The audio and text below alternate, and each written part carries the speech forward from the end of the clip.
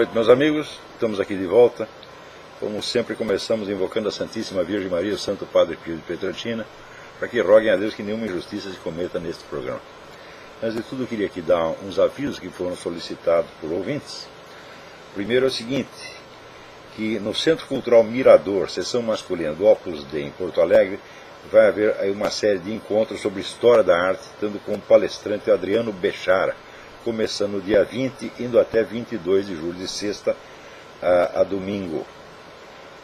Muito bem, aqui não tem endereço, mas eu suponho que as pessoas conheçam o Centro Cultural Mirador, seção masculina do Opus Dei, em Porto Alegre. Segundo aviso, aqui o nosso amigo Antônio Anguete pede que nós avisamos que no próximo domingo, dia 22, a missa tridentina do Instituto Bom Pastor, em Belo Horizonte, será excepcionalmente às 17 horas, voltando ao horário normal, 9 horas da manhã, no domingo seguinte. E por fim, eu queria pedir a vocês que dessem uma olhada na página do meu filho Davi, no Facebook, www.facebook.com/marchetaria, com CH, marchetaria.brasil, onde ele expõe algumas das suas obras de marchetaria e pintura, que são realmente um negócio espetacular. Então, quem quiser adquirir as obras, pode se informar pelos telefones 011 2427 3608, 2427 3608 ou 7031 2840. Os dois telefones são de São Paulo, 011. Então, evidentemente, também tem uma outra coisa. Amanhã, para aqueles que estão nos Estados Unidos, em Washington ou em mediações, amanhã vai haver um importantíssimo encontro no National Press Club, na Rua 14, presidido pelo nosso amigo Cliff Kincaid, que é, vamos dizer, uma investigação abrangente sobre a vida e obras de Barack Hussein Obama. Né? E alguns conferencistas lá da mais alta qualidade, como o professor Paul Kengor, professor do Grove City College, e o general Yon Mihai Pachepa, que é o desertor de mais alto nível das forças soviéticas, que veio para o Ocidente, e que tem informações absolutamente espetaculares sobre a ligação das elites americanas, especialmente seu Barack Hussein Obama, com, né, essas forças radicais islâmicas. E vocês podem obter mais uma informação. Ele tem um site que chama http://leninandsharia.com, ou então podem obter informações pelo telefone. Peraí, temos aqui tem um telefone aqui. Está aqui. Informações com Phil Kent, K-E-N-T, no telefone 404-226-3549. Então, quem estiver em Washington, não perca. Talvez eu tente ir, não sei chegar em tempo. Né? Muito bem, esta semana houve este episódio aí do deputado Jean Willis, que eu recebi uma mensagem altamente insultuosa, que vinha com o endereço do deputado Jean Willis na Câmara Federal. Então, as pessoas até estão gozando de mim, porque dizem, não, mas ele aceita o e-mail, não vai verificar o IP, etc, etc. Bom, eu não verifiquei por uma razão muito simples. O e-mail vinha com o endereço da Câmara Federal, portanto, se houvesse alguma treta ali, o remetente, o verdadeiro remetente, estaria cometendo um crime não contra mim, nem contra o cidadão João Willis em particular, mas contra o próprio governo federal. E quem é que ia correr um risco desse só pelo prazer de fazer uma piada cretina? Então nem me passou pela cabeça que o e-mail pudesse ser falso. Além disso, o estilo da mensagem combinava mais ou menos com o estilo geral dos esquerdistas quando escrevem a meu respeito no Facebook, no YouTube, no Orkut, etc., né? E no Twitter. Então, bom, o estilo não era muito diferente das mensagens usuais. Eu não conheço o deputado Jean Willis, não sei como é o estilo de escrever dele, tal, mas isso aqui está dentro da média. E respondi aquilo que me parecia no momento ser o pensamento do deputado Jean Willis. Daí publiquei lá uma resposta, daqui a pouco chega uma tréplica, pior ainda. E eu já estava me aprontando para responder à tréplica quando chega o aviso do deputado João Willis, falou, eu não escrevi porra nenhuma, tá certo? Não sei quem enviou esta merda, tá certo? Porém, não chegou o aviso para nós, ele não mandou o aviso para nós, isso é importante, ele simplesmente publicou a notinha no Twitter. Alguma boa alma viu aquilo no Twitter, me avisou, nós mais que depressa fomos investigar, né? E um dos nossos colaboradores que entende desse negócio conseguiu identificar, diz, olha, de fato o negócio não veio do endereço do deputado João Willis, veio de um provedor tcheco especialista em fraudes, provedor situado na República Tcheca.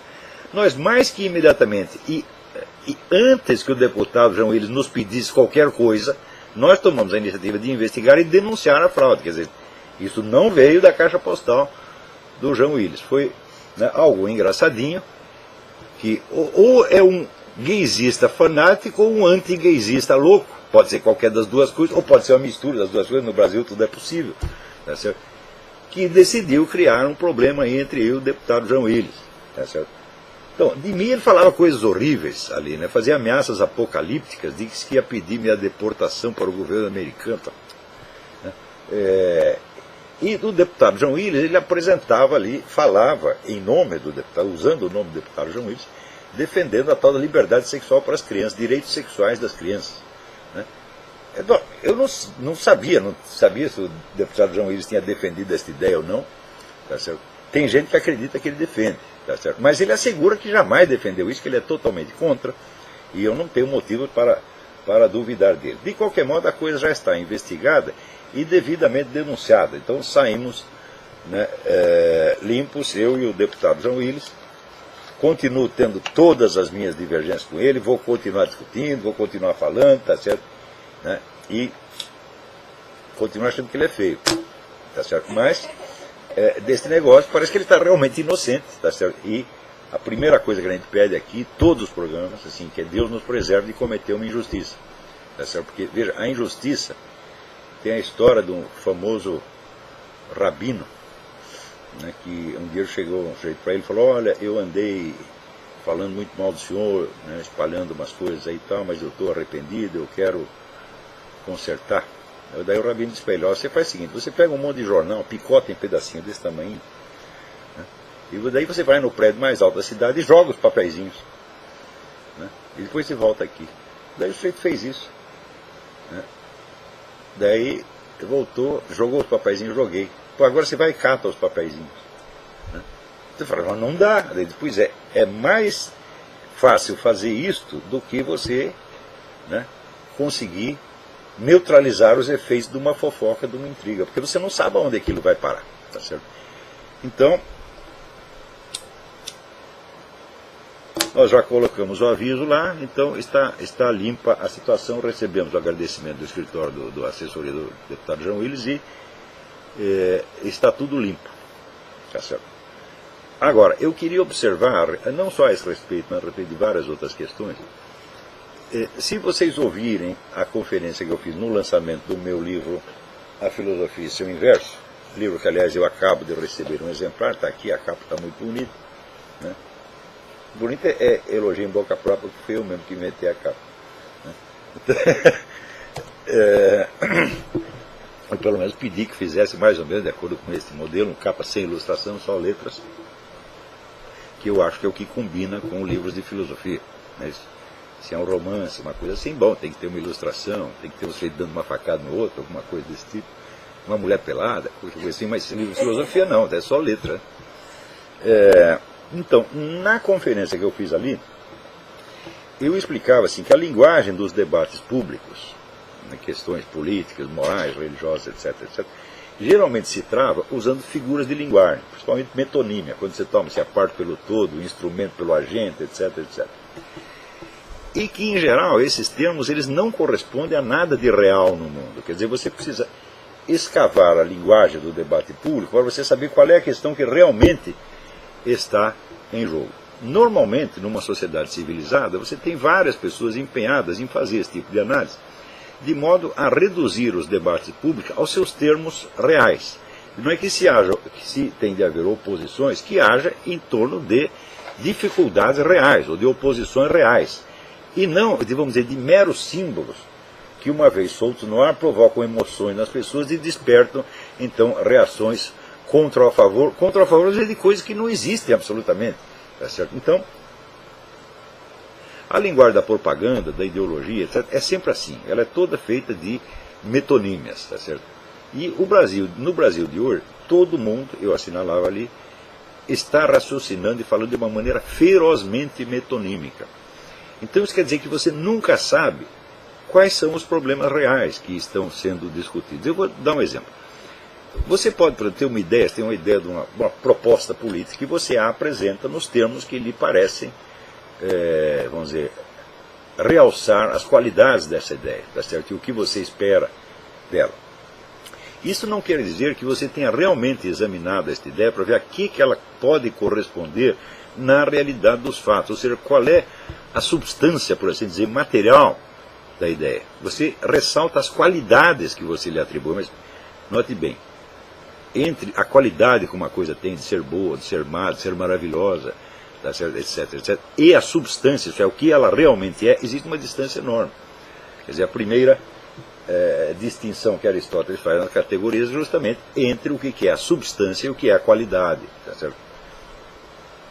Então, por exemplo, você pode achar que o socialismo é maravilhoso ou que o socialismo é monstruoso, mas isso não lhe diz o que é substantivamente o socialismo.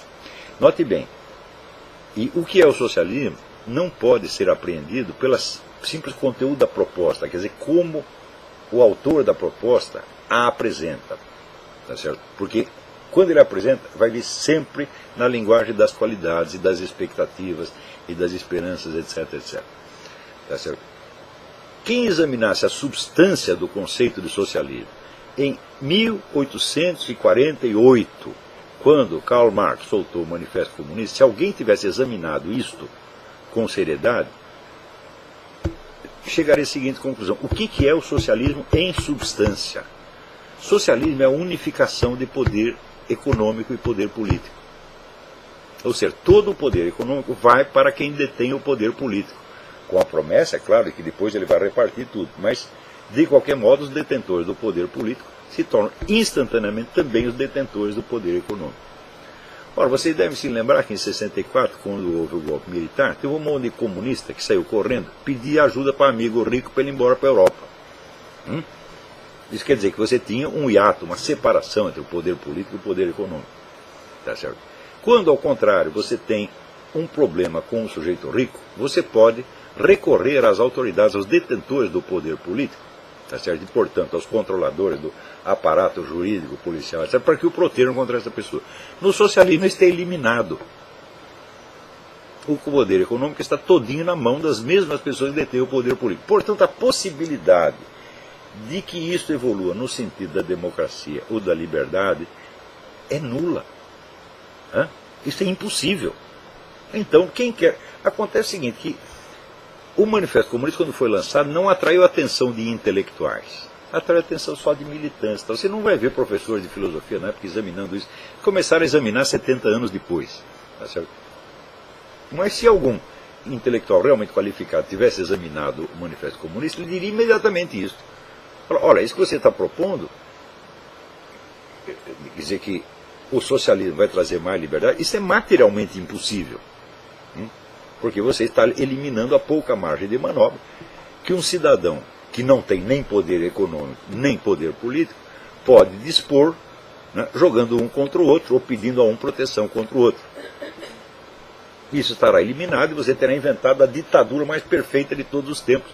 E uma vez constituída, esta ditadura não poderá ser desmantelada. Por quê? Se você disser, não, mas nós fazemos socialismo, daí nós vamos dividir o poder político entre as pessoas. Não pode haver político sem poder econômico que o sustente. Como o poder econômico já está na mão dos detentores do poder, então acabou, não tem para onde correr e não tem como desmontar o sistema. Isso é exatamente o que assinalou o Martin Melia naquele livro A Tragédia Soviética, onde ele viu que as tentativas de reforma do regime soviético iriam fracassar necessariamente, porque o regime era irreformável. Ou ele desmantela, ou ele fica como está. Então quer dizer que o socialismo é essencialmente ditadura. O socialismo sob qualquer das suas formas. Seja o socialismo internacional dos marxistas, seja o socialismo nacional dos nazifascistas e assim por diante. Então, ninguém examinou e a discussão sobre o socialismo continuou na base de figuras de linguagem, sem que ninguém prestasse atenção na substância do que estava sendo ali proposto, né? Do mesmo modo, quando se discute hoje, por exemplo, casamento gay, as pessoas reagem a isso na base, vamos dizer, da resposta emocional a uma figura de linguagem.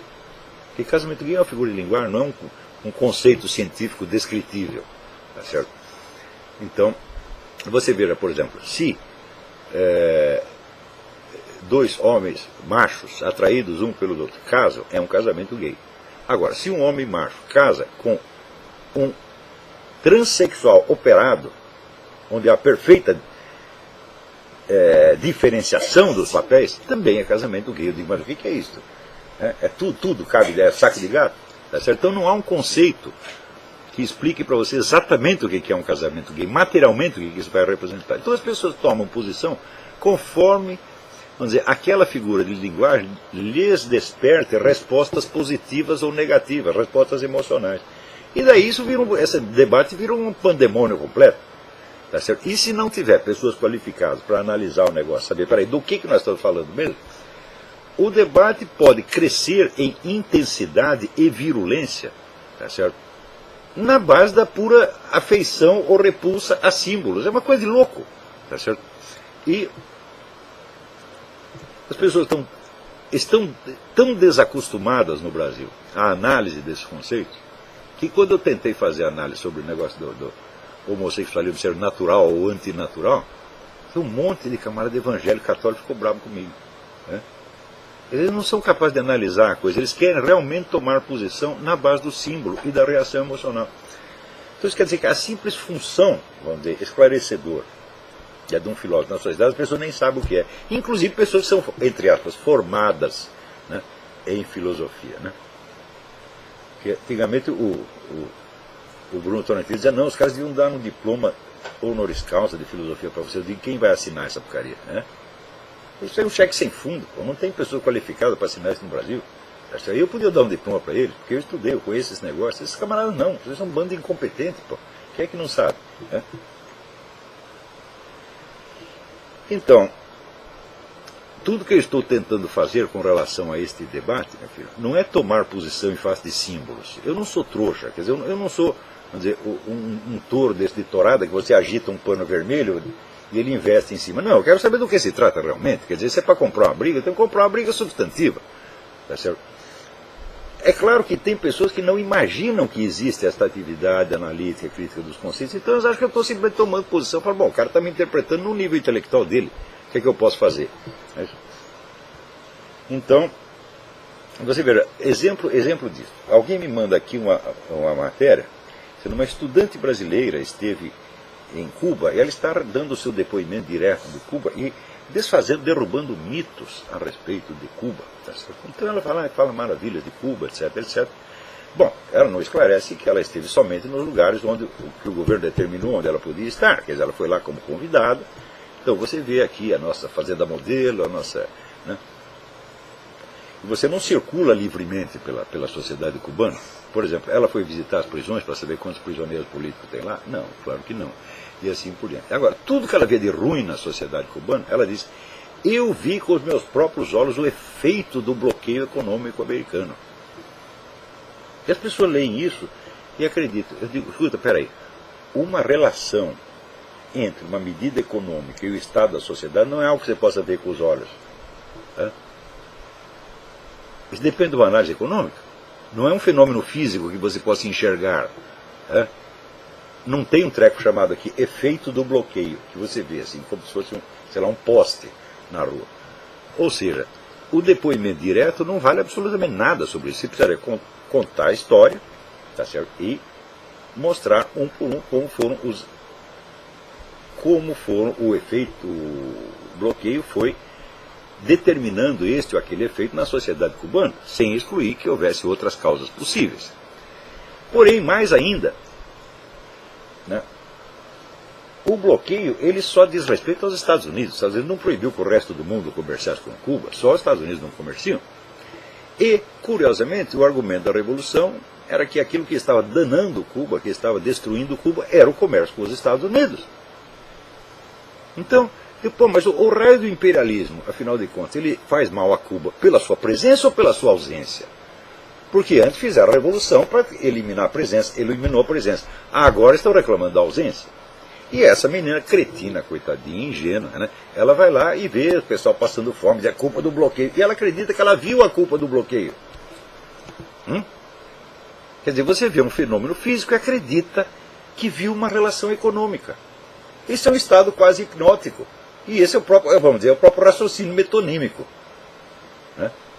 Quer dizer, você vê um efeito e você acredita que viu a causa. Mas a ligação da causa com o efeito não é um fenômeno material, meu filho, que seja visível com os olhos da cara. É um fenômeno que se produz no tempo, tá certo? Por vias complexas, por acumulação de fatores, tá certo? E que, quer dizer, ademais tem esse pequeno problema de que ele contradiz o discurso da própria Revolução. O seu problema antes não era exatamente que estava cheio de americanos comprando e vendendo em Cuba? Agora eles foram embora, agora está reclamando que você quer eles de volta. Tem alguma coisa errada. E curioso que o sujeito me manda esta matéria, né? E tem um monte de comentários, e nos comentários ninguém se lembra de dizer, escuta, você viu os efeitos? Você viu as causas? Você está enxergando causas? Ao enxergar causas, meu filho, com os olhos da cara, mas por que enxergar fantasma? Né? Você não pode enxergar uma estatística com os olhos da cara. Tá certo? Muito menos uma relação entre duas estatísticas. Mas ela acredita que viu. Então o que eu chamo isso? Isso é o raciocínio ferozmente metonímico. Né? Então, eu sugiro que vocês vejam esta conferência do lançamento do Filosofia e seu Inverso, que aliás eu recebi aqui um exemplar muito bonito, né? Alguns exemplares que chegaram. Agradeço muito à vida editorial, ao apoio que recebemos da Associação Comercial de São Paulo para o lançamento do livro, tá certo? E a todos que colaboraram aqui de uma maneira ou de outra. Tá certo? Agora, outra coisa. Peraí, tem um telefonema. Alô, quem é? Alô? Alô, Olavo? Eu? Oi, é o Rafael, né? Rafael, tudo bem? Eu estou falando aqui de Austin, Texas, mas eu sou de São Texas? Fale mais alto, por favor. Eu estou falando de Austin, Texas. Austin, Texas. Perfeito. Como é que vai o senhor? Eu estou bem, mais ou menos. Ah, que bom, que bom. Então, senhor Olavo, eu tenho uma pergunta que é de caráter pessoal, e eu acho que provavelmente não tem nada a ver com o resto do programa. A minha pergunta é a seguinte: no seu vídeo Gigantes e Fofoqueiros, o senhor fala muito do orgulho alheio. Né? Do quê? Fala orgulho alheio. Eu não me lembro da expressão, mas em todo caso continue. Orgulho impessoal, o senhor fala que... Ah, sim. Então, eu achei muito interessante o que o senhor falou, porém, eu lembrei também que o senhor vive falando que o senhor não tem vergonha de ser brasileiro porque o senhor não tem culpa. Claro. Então, a minha pergunta é a seguinte: por que para o senhor é mais aceitável orgulho impessoal, mas não é aceitável vergonha impessoal? Não, é perfeitamente aceitável a vergonha impessoal, caso você tenha participado, tá certo, ou esteja ligado de algum modo a uma culpa coletiva. Por exemplo, esse pessoal todo que pertence ou pertenceu ao Partido Comunista deveria ter vergonha dos feitos macabros do seu partido ao longo de um século. Eles não têm vergonha nenhuma, na verdade, porque muitos são psicopatas, são incapazes de sentir vergonha, mas a vergonha seria justificada, tá certo?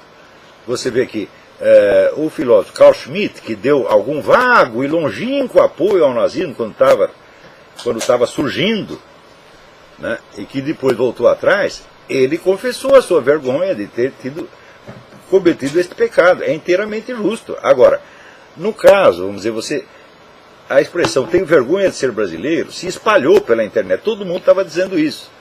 E então eu fiz essa observação, falando, não posso ter vergonha nenhuma porque eu não tenho culpa. Eu sou apenas um pobre espermatozoide que foi jogado numa viagem transoceânica e fui parar aí. Como é que eu posso ser culpado disso aí?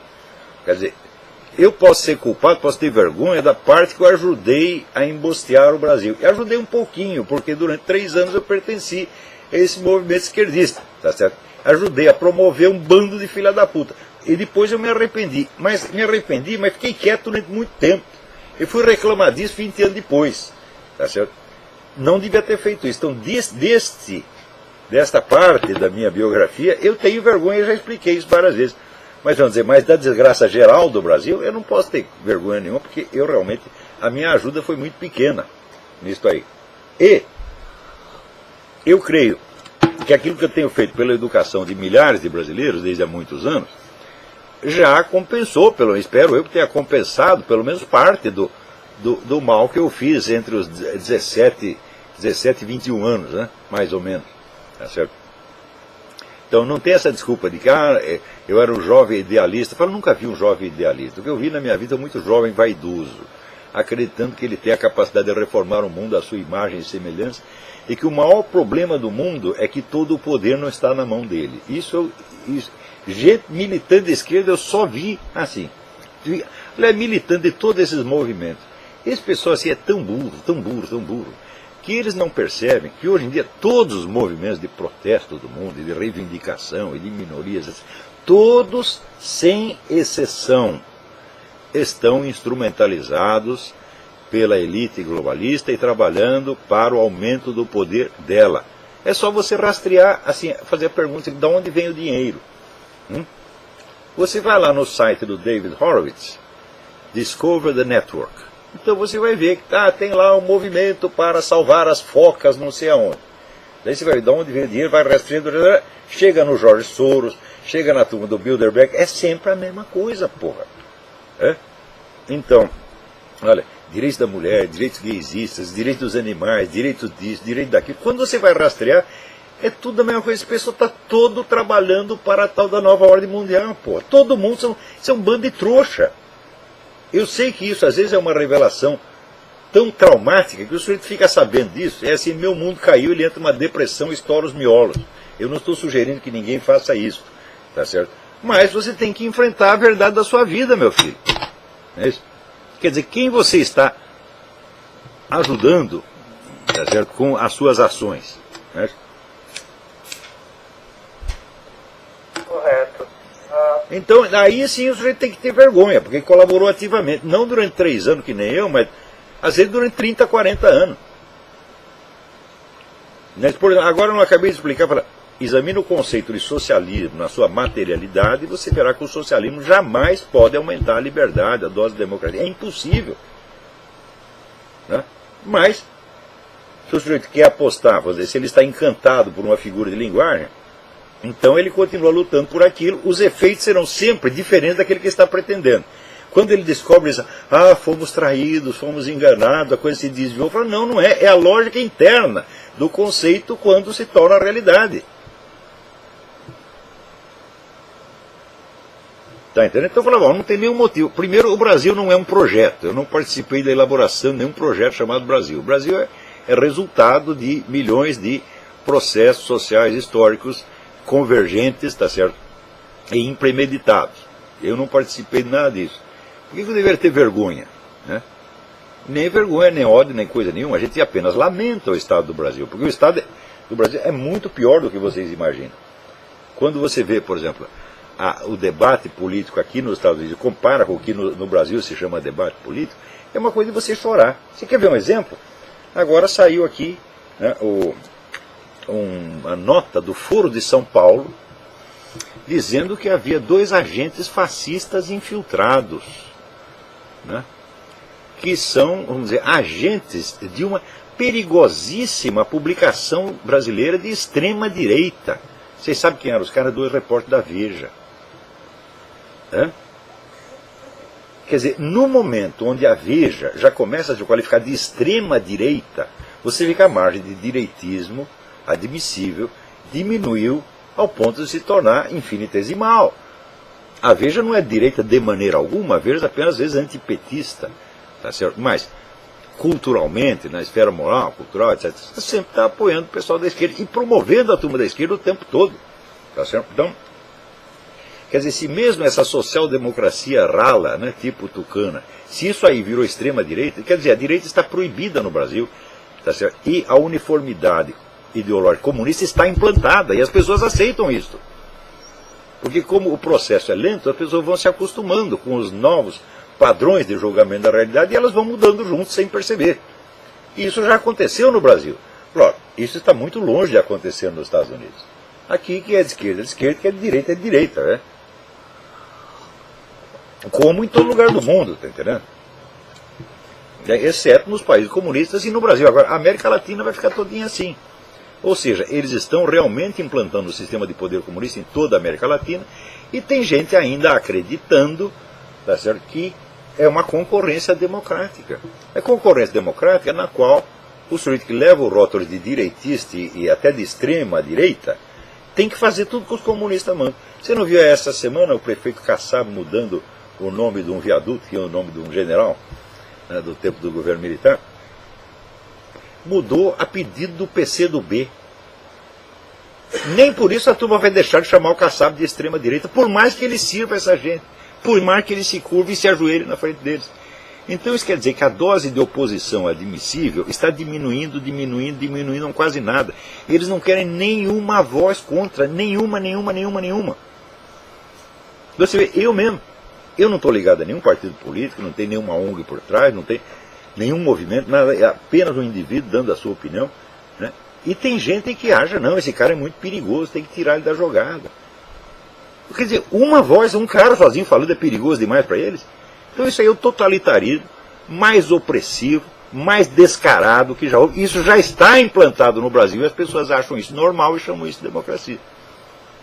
Por quê? É o negócio da rã na panela, quer dizer, o processo foi lento, as pessoas vão, à medida que as novas situações vão se implantando, os padrões para julgá-las também vão mudando junto com elas. Peraí, tem mais alguém aí na linha. Quem é? Otávio de Itajubá, tudo bem? Quem é? Otávio de Itajubá, Minas Gerais. Otávio de Itajubá, tudo bem? Tudo bem, Olavo? Tudo bem. Duas perguntas rapidinhas. Queria que o senhor comentasse qual que é o papel da família real britânica nessa nova ordem mundial. E comentasse também sobre o livro Máfia Verde, um livro já antigo. Olha, a família real como um todo eu não sei, tá certo? Mas o príncipe Charles, eu tenho certeza absoluta que ele é um servidor do Islã. Tá certo? Eu sei isso aí, vamos dizer, por certo modo, por informação direta, quer dizer, ele foi discípulo de um sheik islâmico durante muito tempo, e a relação discípulo e mestre no esoterismo islâmico é relação de obediência total. Não importa se o cara é príncipe, multibilionário, general, não interessa. Tá certo? Então ele foi discípulo desse sheik por mais de 20 anos. E a gente vê pelas atitudes públicas dele, são atitudes de franca proteção ao Islã. Tá certo? Então, isso quer dizer que aí houve uma área de convergência, uma área de colaboração entre dois grandes esquemas globalistas, o esquema ocidental, os Bilderberg, e o Islã. Eles têm áreas de convergência, como eles têm áreas de disputa e áreas de conflito. São três grandes esquemas, o russo-chinês, o islâmico e o ocidental. Esses três têm áreas de colaboração e áreas de disputa. Um ponto em que todos eles estão de acordo é o seguinte: a total eliminação do cristianismo da face da terra. Isso aí é o que tem de comum entre os três. Tá certo? Então, o que virá depois, bom, depois é que vai começar o pega para capar.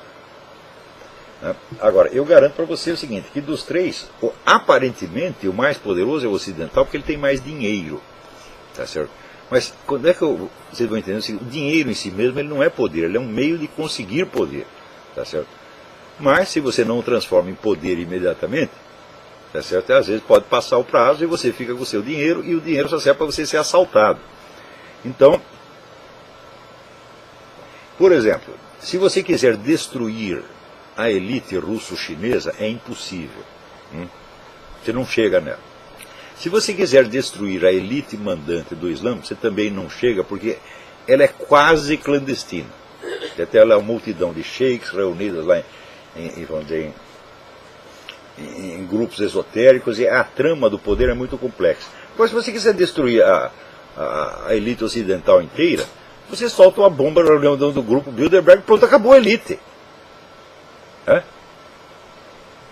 Então, quer dizer, eles estão muito mais expostos, essa elite ocidental está muito mais exposta Embora tenha gente que chama o poder secreto, fala, não estou vendo poder secreto nenhum, está tudo na nossa cara, tá certo? A gente sabe o nome de todo mundo, né?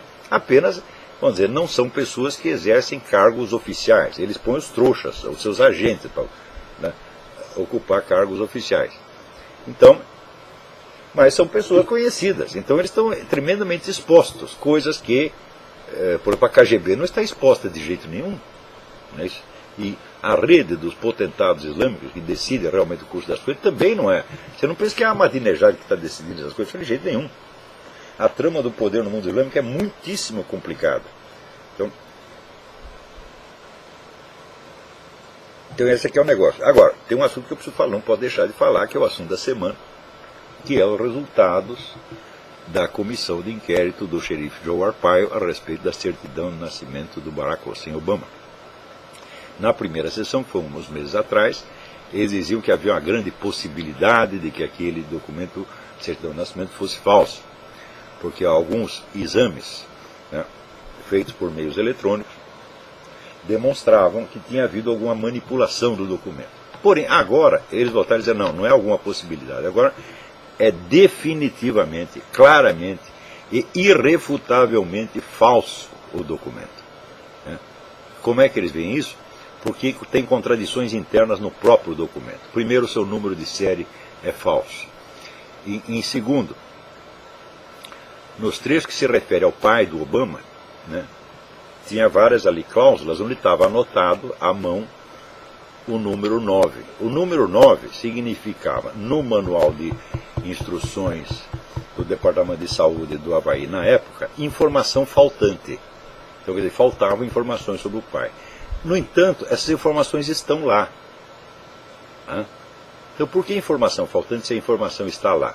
E segundo, onde designa a raça do pai, consta African. Acontece que o termo African só foi introduzido, vamos dizer, no linguajar popular a partir dos anos 80. Em documentos oficiais a partir de 89.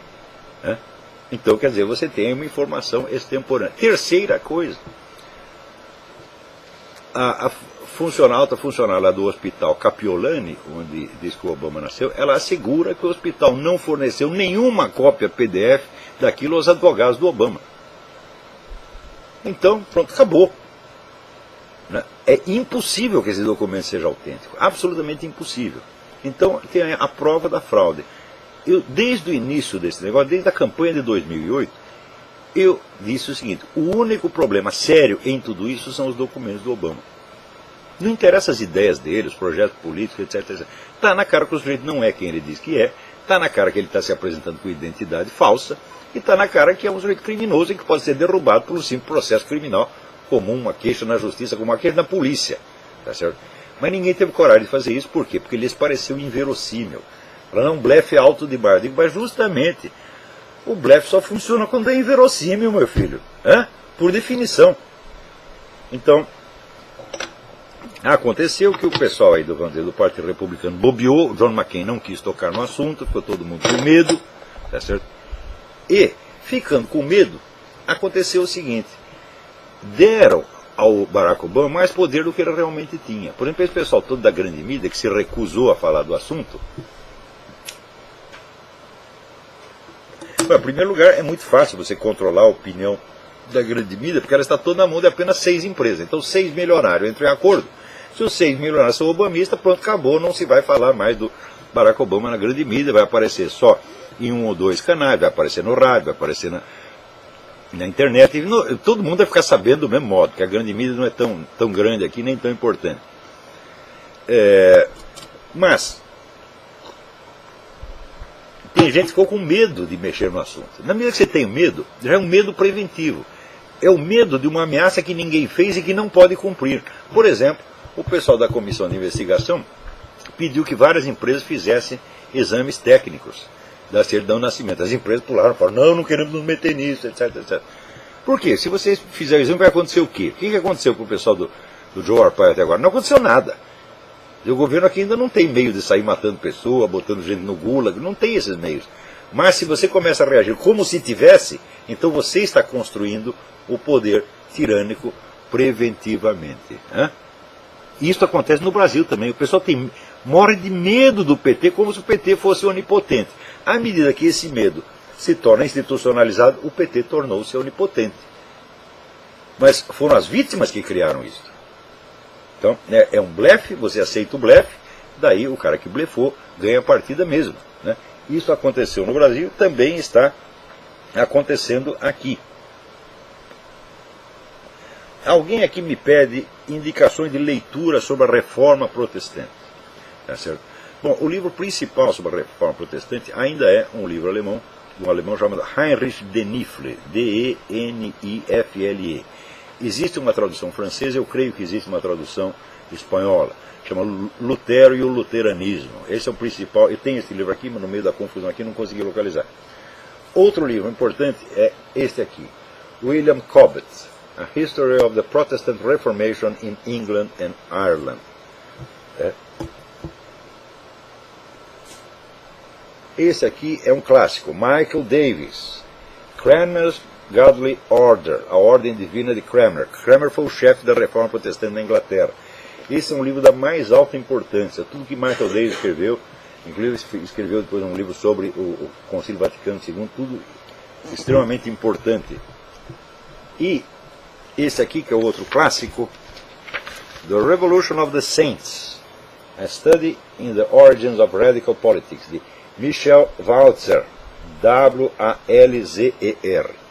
Eu lamento não poder indicar nenhum livro em português, porque, como você sabe, o nosso mercado editorial está atrasado em aproximadamente 70 anos. Isso é uma coisa incrível, porque o efeito que isso dá é dos mais cômicos. Porque, por exemplo, outro dia eu disse aí assim, toda a história das origens da ciência moderna é tudo empulhação. Não foi nada disso que aconteceu, tá certo? Então, por exemplo, a ideia de que não, a ciência moderna, a razão e as luzes, né, expulsaram a superstição, a astrologia, a alquimia, etc., etc., e criaram uma nova era de ciência e racionalidade. Isso é absolutamente falso, absolutamente falso. O que eu estou dizendo é resultado, assim, vamos dizer, de estudos que eu fiz em livros publicados nos últimos 70 anos que maciçamente confirmam essa tese. Como ninguém no Brasil lê esses livros, então a minha afirmação parece chocante. E daí o sujeito, baseado naquela informação que ele recebeu na faculdadezinha de fundo e quintal que ele frequentou, ele diz, esse cara não entende nada, ele falava analfabeta, aquela hora que ele está falando, só fala coisa absurda. Então, assim, é o provincianismo, o analfabetismo cria um novo critério de julgamento.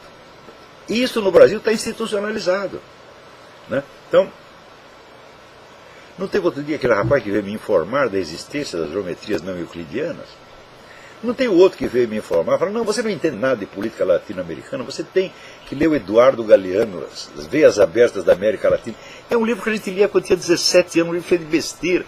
Eles sempre me davam informação atrasada de meio século, como se fosse a grande novidade, quer dizer, uma informação que já está mais que desmentida, desmoralizada, mas para ele é novidade. Por quê? Porque o professor indicou esse livro na faculdade. A autoridade que os professores de faculdade hoje têm sobre os alunos é uma coisa incrível, incrível, incrível, incrível. Quanto mais analfabeto o professor, mais a palavra dele é tomada como coisa final. Então, assim, não se falou disso da minha universidade, então não existe.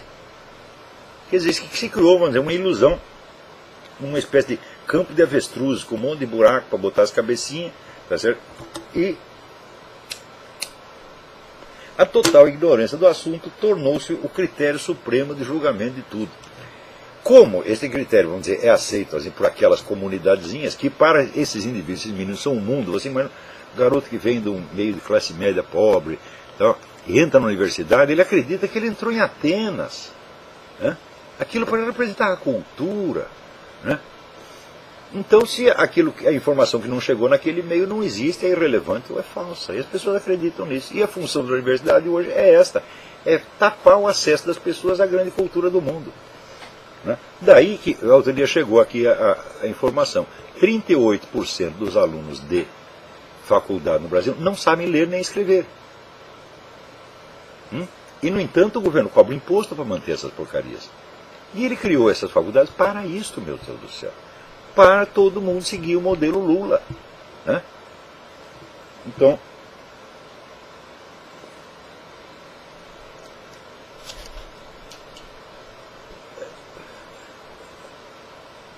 Vamos lá. Tem alguém na linha aí. Alô, quem é? Alô? Alô? Sim. Da Irlanda, né? Irlanda. Da Irlanda? Oi, professor. Tudo bem? Querem? Como é o seu nome? Professor, eu achei aqui na internet um texto de São Leonardo de Porto Maurício. Sim. Esse texto se chama Pequeno Número daqueles que são salvos. Sim. Eu estava lendo esse texto de São Leonardo de Porto Maurício, que é um franciscano, e ele fala que realmente a população é realmente para poucos. Assim. Ele dá exemplos de quando um certo santo morreu, 30 mil pessoas morreram no mesmo tempo que ele. Dois foram para o céu, 3 foram para o purgatório, o restante foi para o inferno. Entre 60 mil, 2 são salvos. Confere, senhor. Não tenho a menor ideia.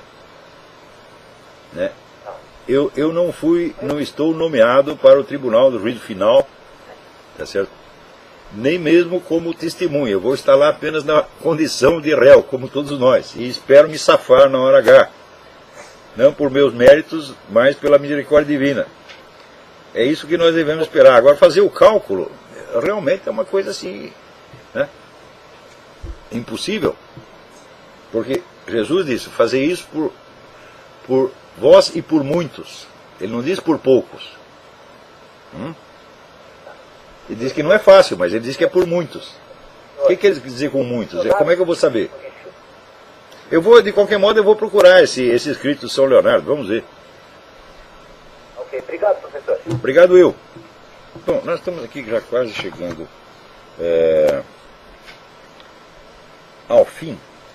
Mas para você ter ideia da diferença entre a luta política no Brasil e aqui nos Estados Unidos, você vê aqui a cadeia de loja J.C. Penney começou a apoiar o movimento gaysista.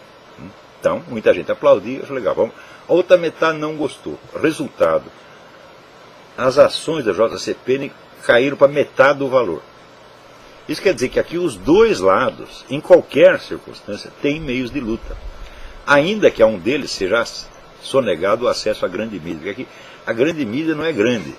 Aqui, quando uma televisão alcança 3% da audiência, é uma grande vitória. No Brasil, não. A Rede Globo tem 70%.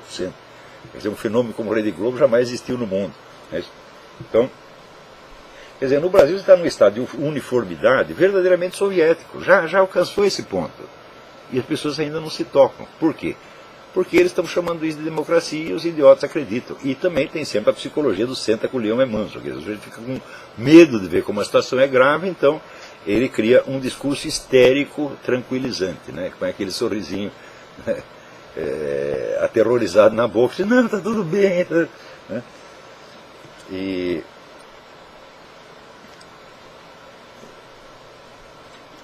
E assim vai.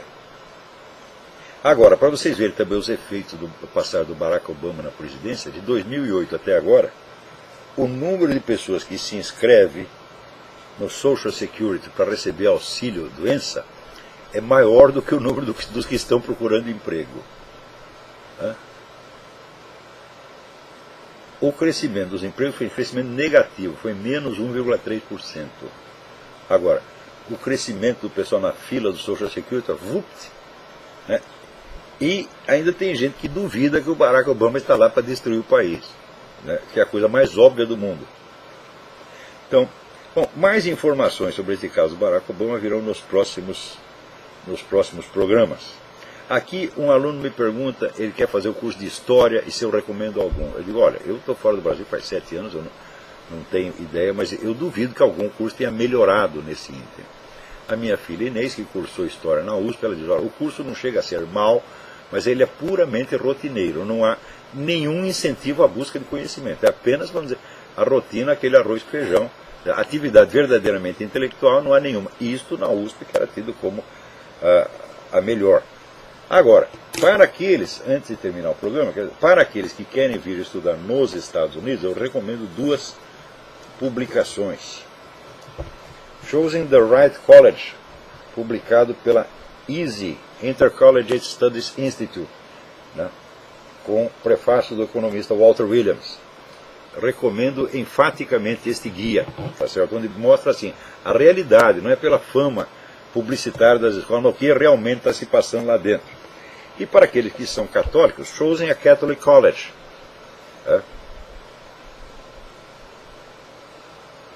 Publicado aqui pela Cardinal Newman Society. Então aqueles que querem vir estudar nos Estados Unidos, não façam antes de dar uma consultada nestes dois livros. Tá certo? Então, muito bem, estou feliz de que o episódio John Willis tenha sido mais ou menos esclarecido, porque ainda falta descobrir quem foram os desgraçados. Tem um leitor, Cristiano Schulter, que me informou, não sabia da existência de um grupo de trolls ali do Paraná, que é especialista nisso. Então lança mensagens falsas, tá certo? Ou de um direitista contra o esquerdista, ou do esquerdista contra o direitista, para queimar um dos dois e manipular a coisa toda. Note bem, esse negócio de mensagens falsas é de fato muito comum. Mensagens falsas em meu nome já foram mandadas até para mim. Eu recebo um e-mail com o meu próprio endereço, dizendo um monte de besteira. Uma vez colocaram mensagens de cunho nazista no site Mídia Independente no meu nome. Daí eu, evidentemente, avisei. Mas olha, falsificar o meu e-mail é uma coisa, agora falsificar o e-mail do governo federal precisa muita cara de pau. Quer dizer, então eu imagino que foi realmente esse grupo, essa quadrilha do Paraná, ou outra similar, porque para correr esse risco, só quem já está totalmente ferrado, mesmo não conta com mais nada, está tudo perdido e meio. Né? Um farsante comum só faria isso se estivesse fora do seu juízo perfeito. Né? Mas ainda algum dia, talvez, saberemos quem foi que enviou esta coisa. Então, muito bem. Por hoje é só, até a semana que vem, muito obrigado.